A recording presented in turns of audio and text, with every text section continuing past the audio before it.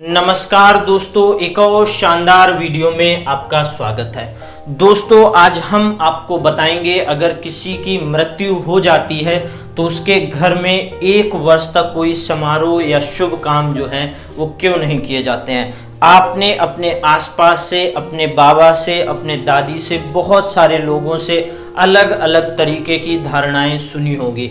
आज मैं आपको सही बताऊंगा कि किसी की मृत्यु अगर हो जाती है तो उसके घर में शुभ कार्य या कोई समारोह क्यों नहीं किया जाता है। मृत आत्मा की अपने परिवार के लोगों के प्रति आसक्ति अभी समाप्त नहीं हुई होती है, इसलिए वह उस शुभ कार्य में सम्मिलित होना चाहता है। इस वासना के कारण उसे नए शरीर का चुनाव करने और उसे धारण करने में बहुत ज़्यादा परेशानी होती है।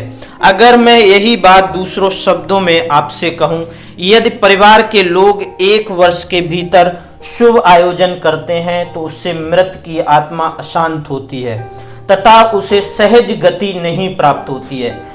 यदि घर में कोई व्यक्ति बुखार आदि से पीड़ित हो तो पकवान या तली हुई चीज बनाने का काम जो है वो रोक दिया जाता है, क्योंकि उनको पता होता है रोगी को इन सारी चीजों का परहेज जो है वो बताया जाता है। ऐसे में अन्न की भीनी भीनी सुगंध और भी बहुत सारी चीजें जो हैं, इससे उसका मन जो है वो मचलने लगता है। बिल्कुल उसी स्थिति में साल भर तक मृत व्यक्ति के आत्मा भी यही काम होता है। अगर जो मृत व्यक्ति होता है उसकी आत्मा जो है उसके घर के आसपास जो है वो घूमती रहती है। तो दोस्तों, अगर कोई शुभ काम करेंगे, आप कोई समारोह मनाएंगे तो उसका मन भी जो है वो विचलित हो जाएगा।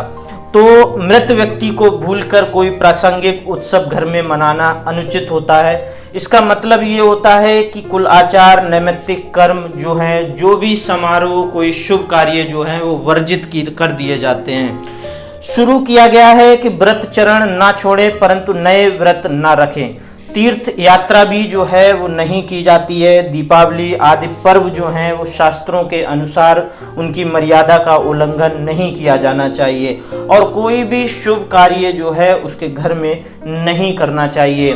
बहुत आवश्यक होने पर ही आप कोई ऐसा काम करें या अपने घर में अगर विवाह करना चाहते हैं तो बहुत मजबूरी में आप ऐसा काम करें, और नहीं तो आप अगर 1 साल तक टाल सकते हैं तो जरूर आपको टाल देना चाहिए। दोस्तों, पुत्र तथा माता पिता के स्मरणार्थ 1 वर्ष तक किसी पदार्थ को आग्रह मानकर उसका त्याग करने की भी प्रथा होती है। विशेष रूप से तांबूल भक्षण नहीं किया जाता है। मृत आत्मा को प्रेतत्व रहने से या फिर वह इन सारी चीजों को देखकर वह घर में आने की कोशिश करती है।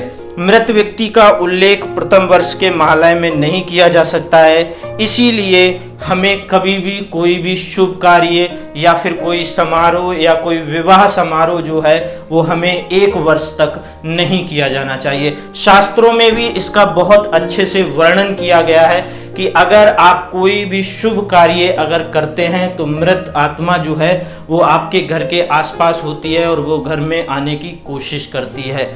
तो उम्मीद है कि आपको ये वीडियो पसंद आई होगी।